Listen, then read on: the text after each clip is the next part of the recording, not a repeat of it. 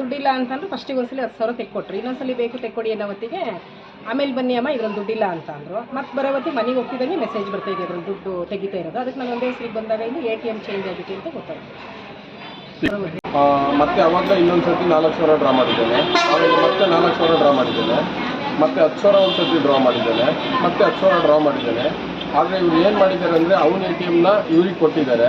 ಇವರಿಗೆ ಗೊತ್ತಾಗಿಲ್ಲ ಒಂದೇ ಥರ ATM ಅಲ್ವಾ ನನ್ನದೇ ATM ಅಂತ ಅಂದ್ಬಿಟ್ಟು ತೊಗೊಂಡು ಹೋಗಿದ್ದಾರೆ. ಆದರೆ ಮನೆಗೆ ಹೋದ್ಮೇಲೆ ಮೆಸೇಜ್ ಬರ್ತಾನೆ ಇರೋದ್ರಿಂದ ಫೋನ್ ಮಾಡಿ ಹೇಳಿದ್ದಾರೆ. ನಮ್ಮ ಅಕ್ಕ ಫೋನ್ ಮಾಡಿ ಹೇಳಿರೋದ್ರಿಂದ ಅವ್ರು ಮತ್ತೆ ಬಂದು ಇಲ್ಲಿ ಚೆಕ್ ಮಾಡಿದಾಗ ಬ್ಯಾಂಕಲ್ಲಿ ಕೇಳಿದಾಗ ನಿಮ್ಮದು ATM ಚೇಂಜ್ ಆಗಿದೆ, ಬೇರೆಯವ್ರು ತೊಗೊಂಡಿದ್ದಾರೆ.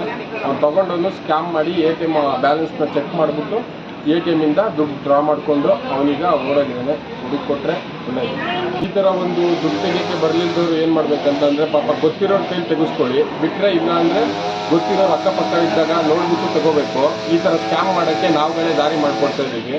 ಮತ್ತು ಇದನ್ನ ಏನು ಮಾಡಬೇಕಂತಂದರೆ ನಮಗೆ ಆಗಲ್ಲ ಅಂತ ಅಂದರೆ ಒಂದು ಬ್ಯಾಂಕಿಗೆ ಹೋಗಿ ಅದಕ್ಕೆಲ್ಲ ಚಲನಾರು ಬರೆಸ್ಕೊಂಡು ತೊಗೊಳ್ಳೋ ಅಂಥದ್ದು ಒಂದು ಒಳ್ಳೆಯ ಉದ್ದೇಶ ಅಂತ ಅಂದ್ಕೊಳ್ತೀನಿ.